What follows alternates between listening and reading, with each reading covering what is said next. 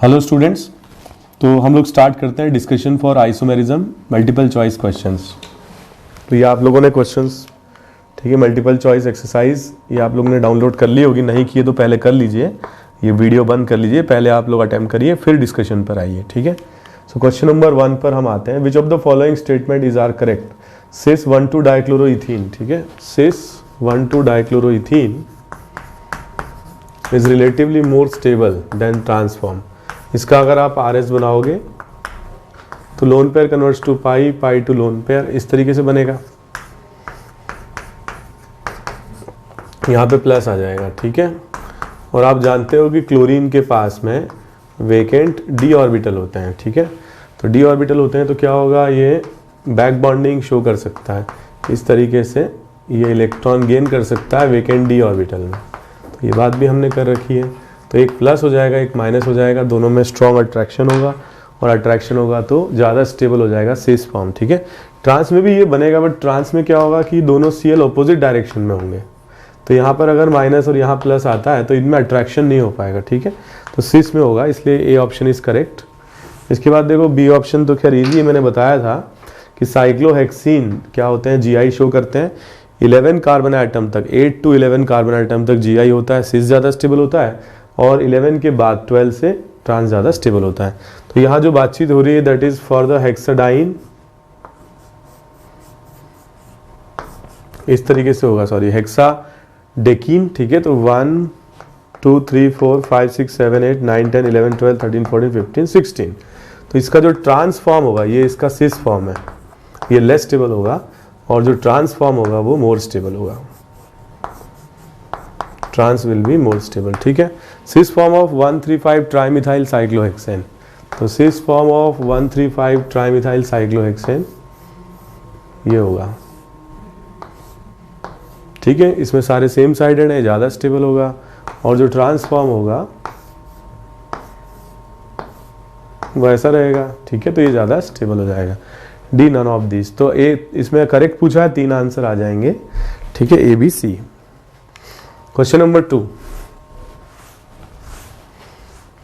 Question number 2 में देखिए, ए molecule में देखो जो फर्स्ट कंपाउंड है इसमें 4 कार्बन आइटम्स है, और जो सेकेंड कंपाउंड है इसमें 3 कार्बन आइटम्स है मेन चेन में। तो ये दोनों में चेन आइसोमर्स होंगे, मेन चेन डिफरेंट है, तो ये ऑप्शन गलत हो जाएगा। अगेन ये मेटामर्स होंगे, ये भी ऑप्शन गलत हो जाएगा, पोजीशन आइसोमर नहीं है। ये टॉटोमर्स होंगे, ठीक है, ये भी गलत हो जाएगा, और ये रिंग चेन आइसोमर ये सही है। हमसे पूछा हुआ इनकरेक्ट, तो इसके 3 आंसर आ जाएंगे A, B और C, ठीक है। Then question number 3, question number 3 में देखिए आप, ये जो ऑप्शन है इसमें एक H एक T, एक H एक T, ये सेम साइडेड है, सिस है, और ऐसा ही एक स्ट्रक्चर बन सकता है जिसमें दोनों क्या होंगे, ऑपोजिट साइडेड होंगे, इस तरह से, ठीक है। तो it will show GI। B option, ये भी GI शो करेगा,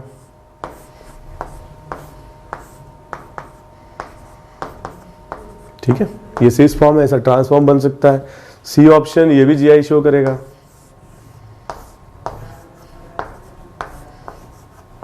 ठीक है, ये सेम साइडेड है, सिस है, और ऐसे ट्रांस भी बन सकता है, ठीक है। तो ये दोनों GI है, जबकि डी ऑप्शन में sp2 कार्बन पर D लगे हुए हैं, और ये GI शो नहीं करेगा, ठीक है। आगे बढ़ते हैं, तो विच विल शो GI के 3 आंसर हो जाएंगे A, B and C। Okay, next question number 4, which will show GI? So A option is correct, ठीक है, A option will show GI। CH3 CH double bond N lone pair and OH, ये GI show करेगा। B तो खैर GI show करेगा, मैंने आपको बोला था मिनिमम 8 कार्बन होने चाहिए डबल बॉन्ड साइक्लोअल्कीन के लिए, GI के लिए, इसमें तो 10 है, तो ये GI शो करेगा, ये इसका ट्रांसफॉर्म है, ऐसा इसका सिस फॉर्म भी बन सकता है, ठीक है, this is the cis form. Okay, इसके बाद C ऑप्शन GI शो नहीं करेगा, और D ऑप्शन GI शो करेगा।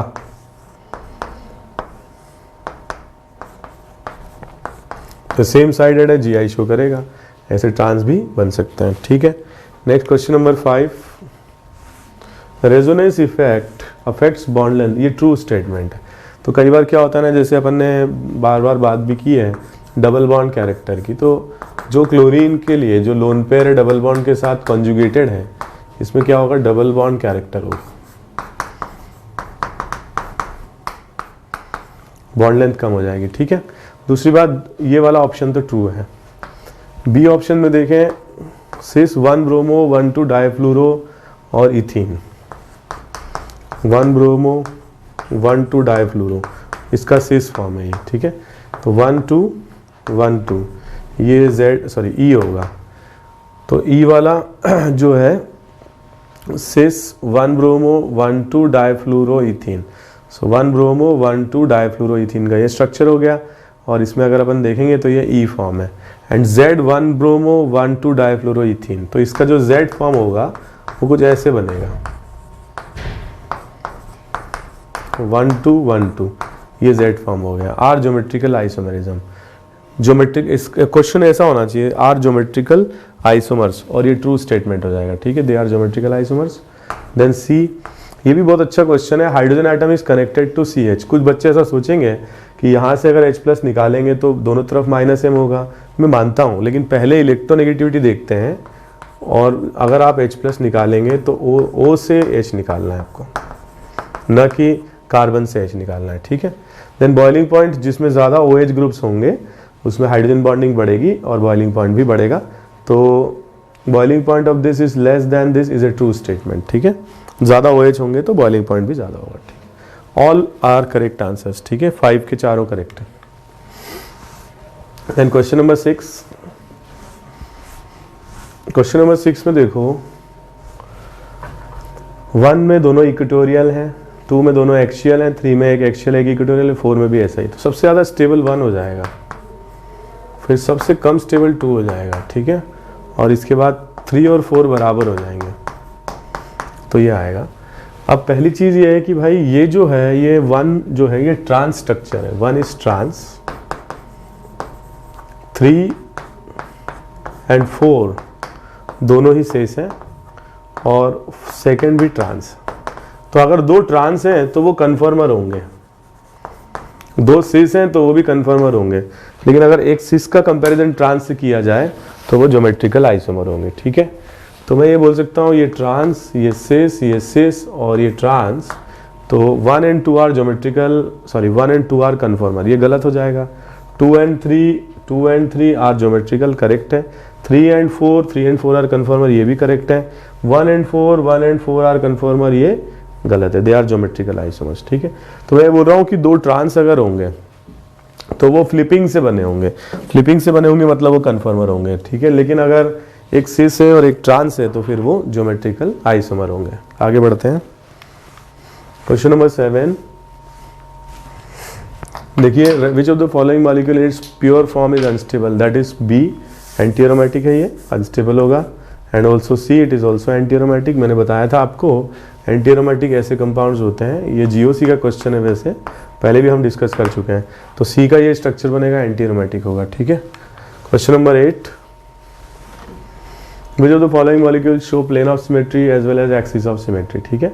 तो मैं ये देख पा रहा हूँ कि प्लेन ऑफ सिमेट्री इसमें है और इसमें C3 एक्सिस ऑफ सिमेट्री भी है, ठीक है।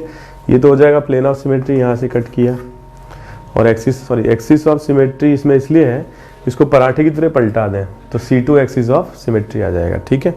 उसके बाद में आप देखो जो C पार्ट है, C पार्ट में देखो प्लेन ऑफ सिमेट्री की बात हो रही है, क्योंकि ये प्लेनर मॉलिक्यूल है तो प्लेन ऑफ सिमेट्री होगा, ठीक है। 3 डबल बॉन्ड्स हैं, और एक्सिस ऑफ सिमेट्री भी इसमें होगा, इस एक्सिस के अबाउट 180 से रोटेट कर दें तो C2 एक्सिस ऑफ सिमेट्री इसमें हो जाएगा, ठीक है। और इसमें भी देखो प्लेन ऑफ सिमेट्री है, ये है प्लेन ऑफ सिमेट्री, और इसको भी इस एक्सिस के अबाउट जैसे पराठे की तरह पलटा दिया जाए तो सेम हो जाएगा। तो इसमें भी एक्सिस ऑफ सिमेट्री है as well as plane of symmetry. तो 8th में B और D दोनों में है। एक चीज़ प्रॉब्लम जो इसमें आ रही है वो प्लेन ऑफ सिमेट्री में, मैं बोल रहा था आपसे कि प्लेनर मॉलिक्यूल है, लेकिन इसमें एक कायरल सेंटर है, तो प्लेन से अगर हम कट करेंगे तो ऊपर Cl होगा, पीछे H होगा, तो प्लेन से कट कर पाना इस मॉलिक्यूल के लिए पॉसिबल नहीं है। It will be optically active molecule, although इसमें C2 एक्सिस ऑफ सिमेट्री है, बट इसमें कोई POS या कोई COS प्रेजेंट नहीं है, ठीक है। तो आंसर 2 आ जाएंगे, बी और D. Question number 9, C3 axis of symmetry is present in which of the following compounds, ठीक है। 9th क्वेश्चन में देखोगे आप, तो पहले वाले में देखो इनऑर्गेनिक बेंजीन है, अगर आप इसको 120 डिग्री से घुमाते हैं तो C3 एक्सिस ऑफ सिमेट्री आ जाएगा 120 से घुमाने पर। इसमें भी आ जाएगा C3 एक्सिस ऑफ सिमेट्री 120 से घुमाने पर, और इस मॉलिक्यूल में भी आ जाएगा C3 एक्सिस ऑफ सिमेट्री, ठीक है, 120 से घुमाने पर रिपीट होगा, और इसमें भी आ जाएगा। तो सारे ही मॉलिक्यूल में एक्सिस ऑफ सिमेट्री C3 है, पराठे वाली है, 120 डिग्री से घुमाने पर स्ट्रक्चर्स रिपीट होंगे, ठीक है। Which of the following molecules are chiral, chiral का मतलब होता है ऑप्टिकली एक्टिव। तो यहाँ अगर आप देखोगे A एक्टिव है, no POS no COS, B active है, no POS no COS, C भी एक्टिव है, और D एक्टिव नहीं है, क्योंकि प्लेनर है। 3 पाई बॉन्ड्स हैं इसमें, टर्मिनल ग्रुप्स भी प्लेनर होंगे, मतलब प्लेन में होंगे, और ऐसे में इसमें POS आ जाएगा, ये मॉलिक्यूल कायरल नहीं होगा, ठीक है।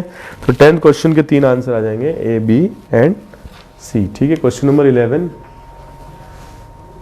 आप देख पा रहे हो कि इसमें हमने क्या किया है, CH3 और Br को एक्सचेंज किया है फर्स्ट वाले में, ऑड एक्सचेंज, और सिंगल कायरल, ये इस कायरल पर तो ऑड एक्सचेंज है। ये दोनों जो कायरल है वो सेम है, ये भी तो कायरल है, और इनमें कोई कॉन्फ़िगरेशन में चेंज हमने किया नहीं है, इसलिए 11th क्वेश्चन में जो रिलेशनशिप होगी, ठीक है, वो अगर हमको बताना है तो एक चीज़ और आप देख सकते हो कि अगर मैं इसको 180 डिग्री से ऐसे घुमा दूं तो कुछ ऐसा बन जाएगा। ये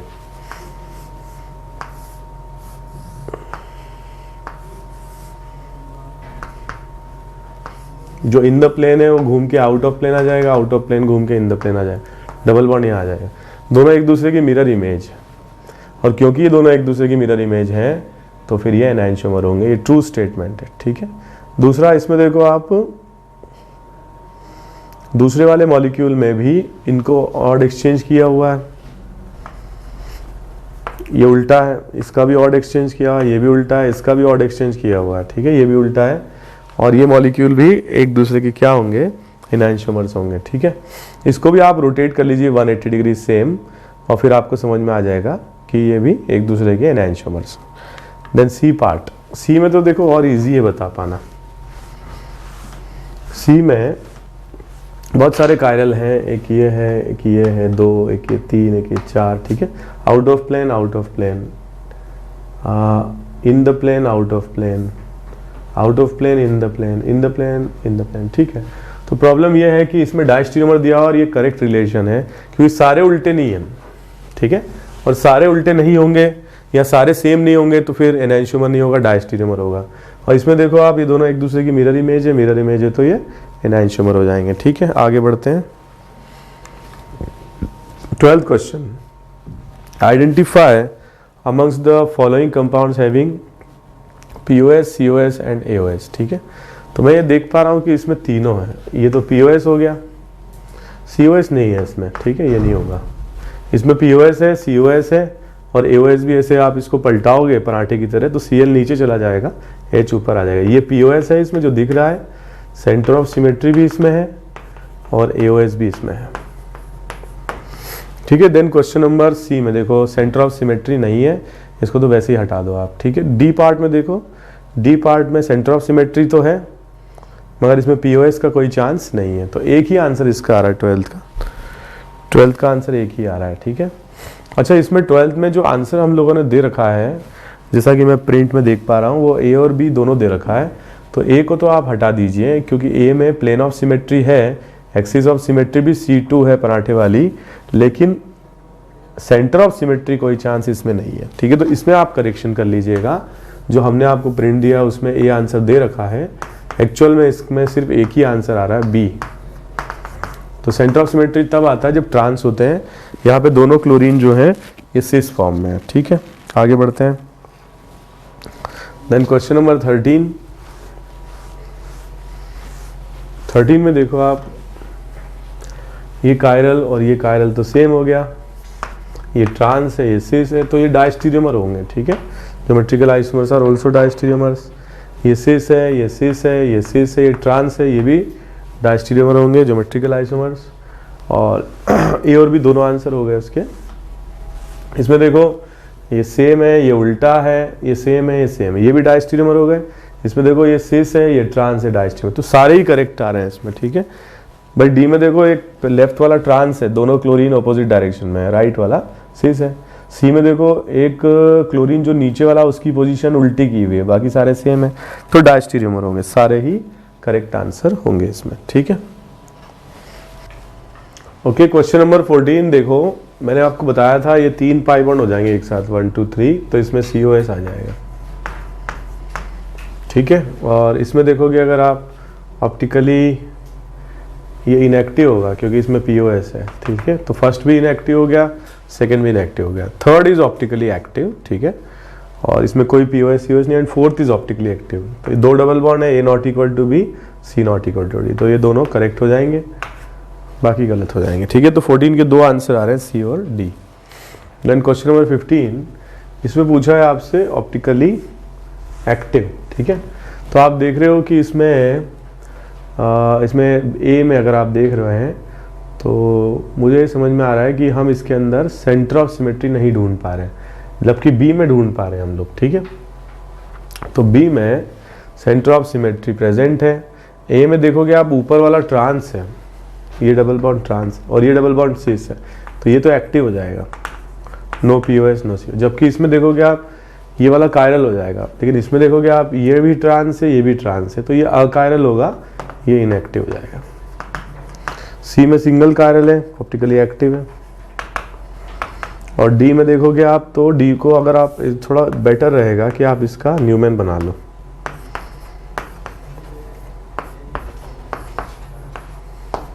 ऐसे, ठीक है। अब आप इसको रोटेट करा लो,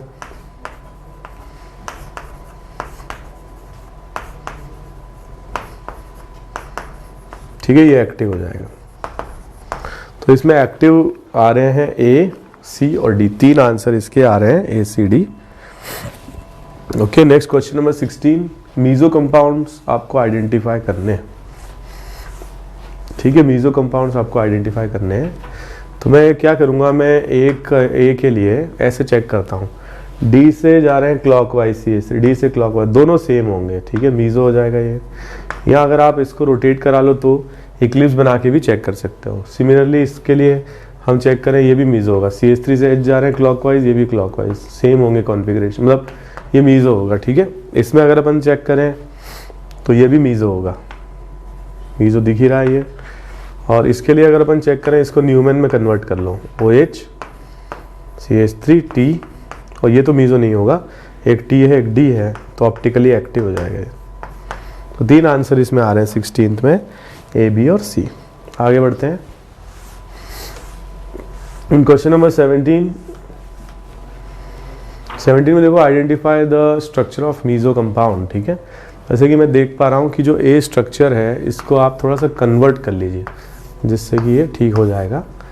तो ऊपर वाले पे मैंने 1 एक्सचेंज किया, उल्टा कर दिया, एक बार और एक्सचेंज कर देता हूँ, सेम हो जाएगा। और नीचे वाले में कोई चेंज करने की ज़रूरत नहीं, इनफैक्ट ये मीज़ो हो भी नहीं सकता है, 2 CH3 है, नो मीज़ो, ठीक है। फिर मैं देख रहा हूँ ये मीज़ो होगा क्योंकि CH3 anti clock D, CH3 anti clock D, इसको रोटेट कराओगे तो मीज़ो बन जाएगा ये। C भी मीज़ो आ जाएगा, सॉरी C मीज़ो नहीं होगा, एक्टिव होगा। कभी भी फिशर प्रोजेक्शन में सेंटर ऑफ सिमेट्री मत देखना, ठीक है, क्योंकि फिशर प्रोजेक्शन क्या होते हैं, फिशर प्रोजेक्शन होते हैं इक्लिप्स, तो सेंटर ऑफ सिमेट्री देखने की कोई आवश्यकता नहीं है, ठीक है, एक्टिव होगा। D तो साफ साफ दिख रहा है कि ये मीज़ो है,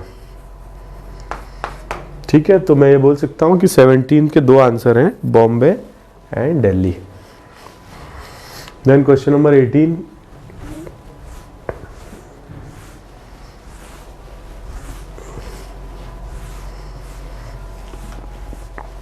identify the structure of optically inactive compound, ठीक है।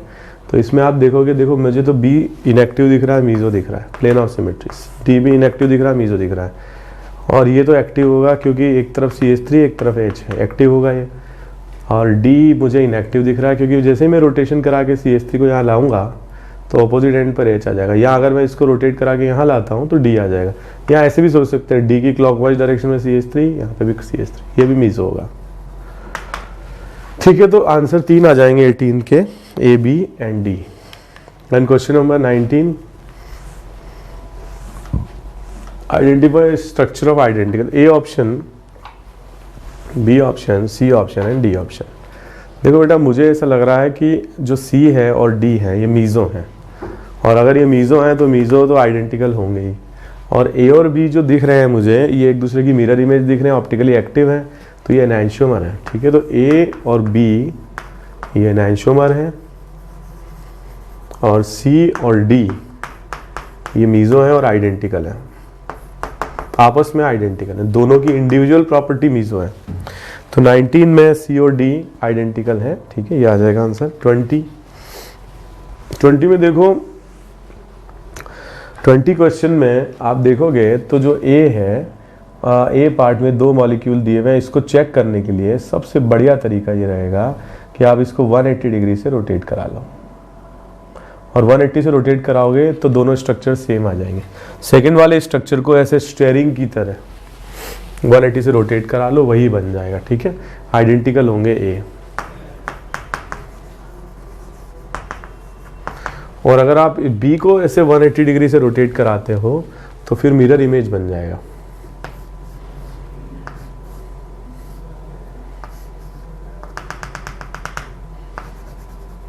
ठीक है, मिरर इमेज बन जाएगा, सॉरी आइडेंटिकल बन जाएंगे ये भी। तो B भी आइडेंटिकल है। और C ज्योमेट्रिकल आइसोमर है, मतलब डायस्टीरियोमर है, तो C तो करेक्ट आंसर हो गया।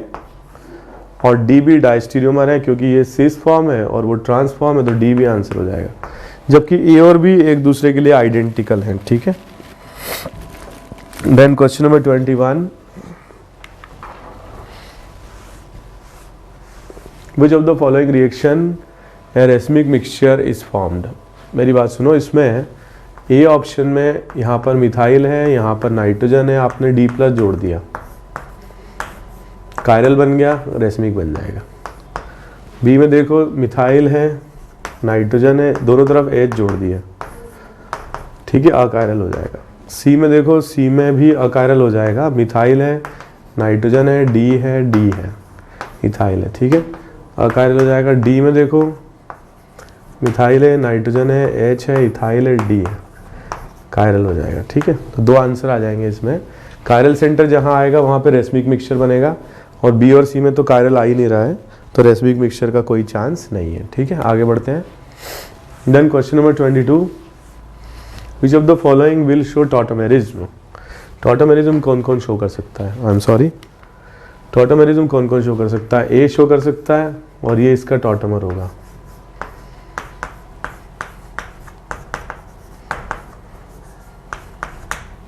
B भी शो कर सकता है, स्पेस टॉटोमर, ये बन जाएगा।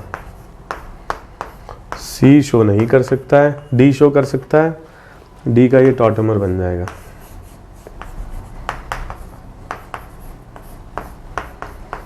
ठीक है, और भी इसका एक टॉटोमर बन सकता है ये।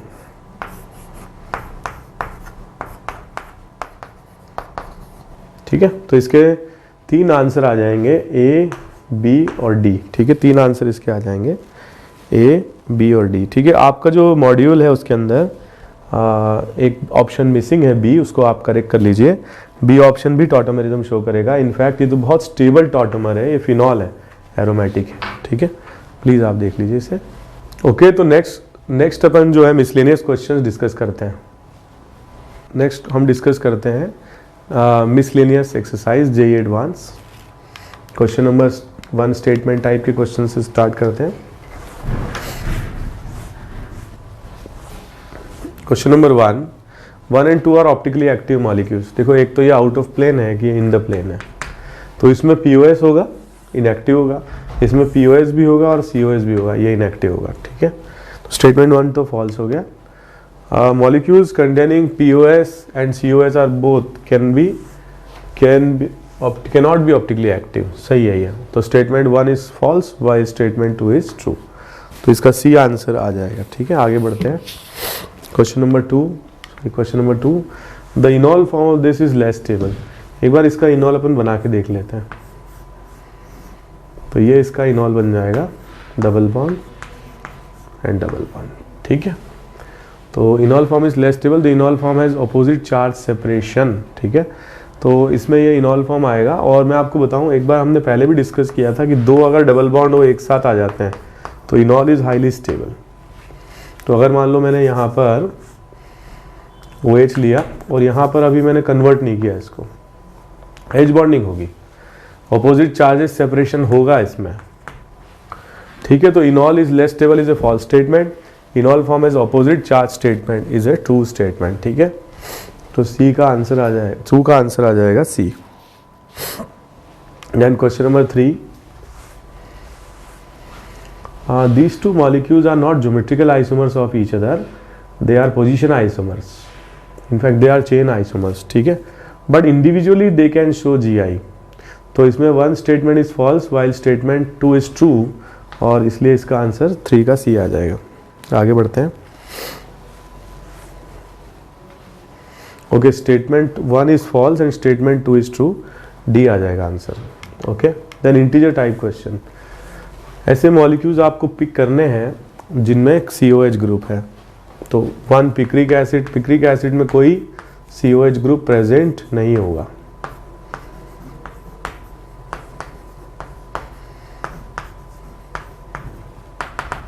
ठीक है। सिट्रिक एसिड मैंने बताया था आपको, OH इसमें होगा, ठीक है। बारबिट्यूरिक एसिड विटामिन सी, ठीक है। बारबिट्यूरिक एसिड में COH ग्रुप नहीं होगा। Carbolic acid is phenol. Salicylic acid जो होगा, कार्बोलिक एसिड जो होगा ये होगा फिनॉल। सैलिसिलिक एसिड ये होगा, इसमें भी COH ग्रुप होगा। सिन्नामिक एसिड ये होगा PH CH double bond CH COH। Then aspirin acetyl salicylic acid, इसमें भी COH ग्रुप होगा। देन सैलिसैल्डिहाइड में नहीं होगा।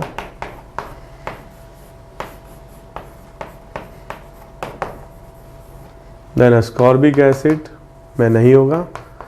बेंजीन सल्फोनिक एसिड में COH नहीं होगा, ठीक है। एक बार ये देख लीजिए। ओके, तो COH सेकंड में है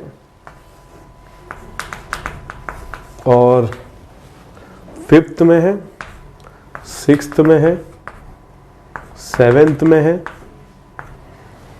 देन अस्कॉर्बिक एसिड में इट इज़ विटामिन सी, ठीक है। तो अस्कॉर्बिक एसिड का ये स्ट्रक्चर होगा।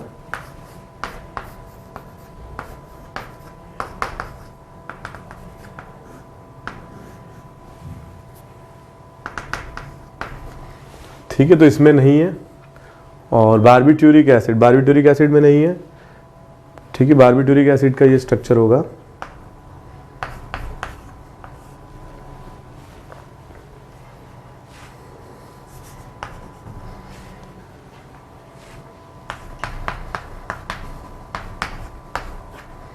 इसमें कोई COH प्रेजेंट नहीं है।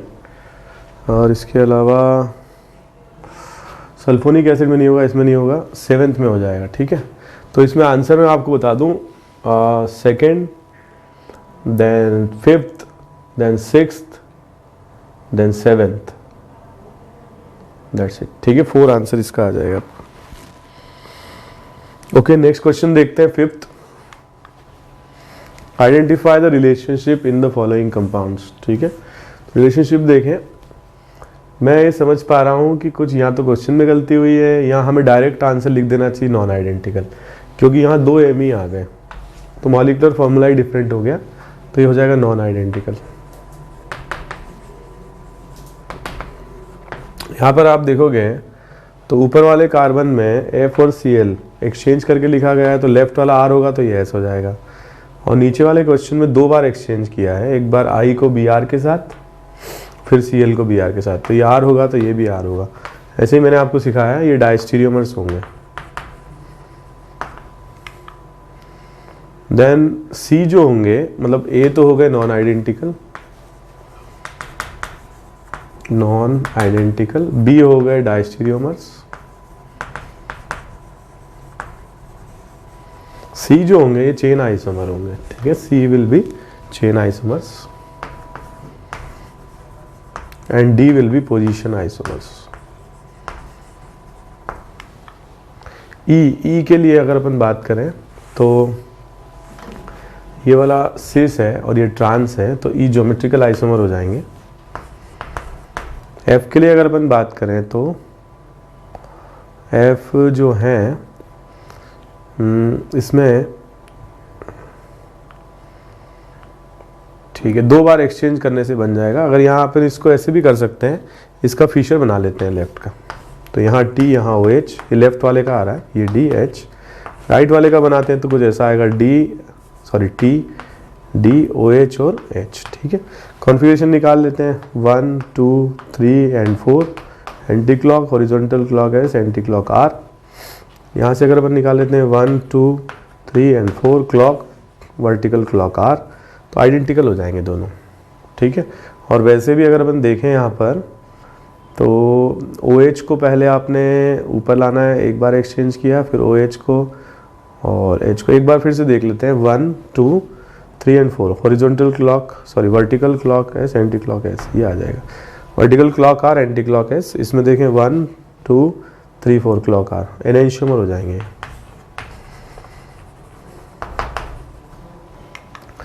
ठीक है, तो ये सारे रिलेशनशिप हो गए। इसमें अपन देख लें एक बार, A non identical, B diastereomer, C chain isomers, D position isomers, E geometrical isomers and F enantiomers. Okay, आगे बढ़ते हैं हम लोग। How many total number of structural isomers of C4H6 Cl2 are possible for 3 membered cyclic ring. देखो इसमें अगर आप D निकालोगे तो 1 आ जाएगा, ठीक है। सबसे पहले क्वेश्चन में डी ही निकालना चाहिए, तो डिग्री ऑफ अनसैचुरेशन इसका 1 हो जाएगा। फिर 3 मेंबर हमको बनानी है, तो आपने एक कार्बन यहाँ लगा लिया, 2 क्लोरीन हमको लगाने हैं, तो ऐसे कर लो, आप दोनों क्लोरीन यहीं लगा लो, जेम, 2 क्लोरीन यहाँ लगा लो, ठीक है, जेम, एक यहाँ लगा लो, एक यहाँ लगा लो, ठीक है, विसिनल, ये क्लोरीन यहाँ लगा लो, एक यहाँ लगा लो, ठीक है। एक ये पॉसिबिलिटी है और एक ये पॉसिबिलिटी भी है, ये क्लोरीन यहाँ, क्लोरीन यहाँ, ठीक है। तो these are the various possibilities, एक बार चेक कर लेते हैं। 2 3 4 5, ठीक है, स्ट्रक्चरल आइसोमर्स बोले हैं, ठीक है, और 2 क्लोरीन लगाने हैं हमको, तो ये हो गया, 1 2 हो गया, ठीक है, वहाँ पर हो गया है, दोनों हो गए। एक पॉसिबिलिटी और भी है, एक तो ये आ जाए, एक ये आ जाए, ठीक है। टोटल 6 आंसर आएगा, जैसा कि आपके मॉड्यूल में दिया हुआ भी है। Then question number 7, how many compounds of C5H10 are incapable to show GI, to show stereo isomerism, ठीक है। न GI न ऑप्टिकल, ऐसे मॉलिक्यूल ढूंढने हैं। इसमें भी DU1 है। अगर हम साइक्लिक बनाते हैं तो ऐसे बना सकते हैं, 5 मेंबर, देन 4 मेंबर के साथ एक मिथाइल, देन 3 मेंबर के साथ एक इथाइल, 2 मिथाइल जेम पर, अलग अलग कार्बन पर, ये सब बना सकते हैं हम, ठीक है। These are the various possibilities, ethyl दोनों सेम पर, इस तरीके से। अब इसमें देखोगे आप, इसमें कायरल सेंटर है, तो ये GI भी शो कर रहा है और ऑप्टिकल भी शो कर रहा है, इसको काउंट मत करो। इनकेपेबल बोला है शो GI, ठीक है, तो ये केपेबल नहीं है। इसके बाद देखो हम अल्कीन भी बना सकते हैं, तो ये आप काउंट कर लीजिए क्योंकि GI शो नहीं करेगा।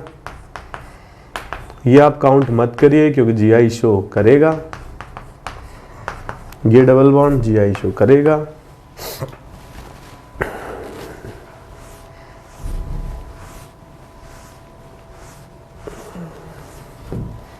इसके बाद ये डबल बॉन्ड GI शो नहीं करेगा। तो इसको मेरी बात सुनो, इसको तो काउंट करना है, इसको भी काउंट करना है, इसको काउंट नहीं करना है क्योंकि ये GI शो कर रहा है, ठीक है। और तो कोई पॉसिबिलिटी है भी नहीं। कुछ बच्चे ऐसे भी बना लेते हैं, तो बुद्धू हो, देखो 5 बॉन्ड बन रहे हैं, ठीक है, तो इट इज़ नॉट पॉसिबल। एक पॉसिबिलिटी और है, यहाँ डबल बॉन्ड बना लें, ये भी काउंट कर लीजिए क्योंकि ये GI शो नहीं कर रहा है, ठीक है। 4 तो साइक्लिक में आ गए और 4 ओपन चेन स्ट्रक्चर में आ गए। 8 आंसर इसका आना चाहिए, 8 आंसर आ रहा है। Okay, then question number 8 discuss करते हैं हम लोग। क्वेश्चन नंबर 8, तो हमारे पास में ये प्रिज्मेन है, ठीक है, प्रिज्मेन है। तो प्रिज्मेन में देखें हमें प्लेन ऑफ सिमेट्री काउंट करने हैं।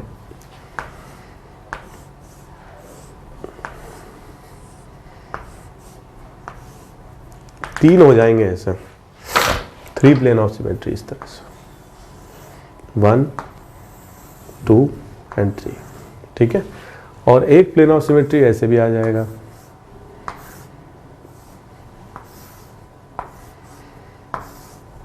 इस तरह से। तो टोटल 4 प्लेन ऑफ सिमेट्री आ जाएंगे। So how many plane of symmetry are present in prismane? 4 plane of symmetry, ठीक है। तो दूसरा तो क्या क्वेश्चन गायब सा हो गया है, how many chiral centres are present in the following compound, ठीक है। तो इसका कोई मीनिंग है नहीं। और इसके बाद अगर अपन देखते हैं minimum number of carbon atoms required for an alkane to show optical isomerism. तो कोई अल्केन है जो ऑप्टिकल शो कर रहा है, मिनिमम कार्बन एटम, आइसोटोप अगर नहीं लेते हैं तो ये आंसर आ जाएगा, ठीक है। चारों डिफरेंट हो गए, एक कायरल हो गया और इसका फॉर्मूला आ जाएगा C7H14, 84 + 14, ठीक है, 898। एक बार चेक कर लेते हैं क्या आंसर आ रहा है। तो इसका आंसर दिया हुआ नहीं है, आप चेक कर लीजिएगा, ठीक है। तो C7H14, ठीक है, ये इसका आंसर आ जाएगा। देन क्वेश्चन नंबर 9, तो जो रिमेनिंग क्वेश्चंस हैं वो मुझे कहीं जाना भी है आज, ठीक है। तो बाकी की जो रिमेनिंग क्वेश्चन है क्वेश्चन नंबर 9 से we will discuss in the next lecture. Thank you very much.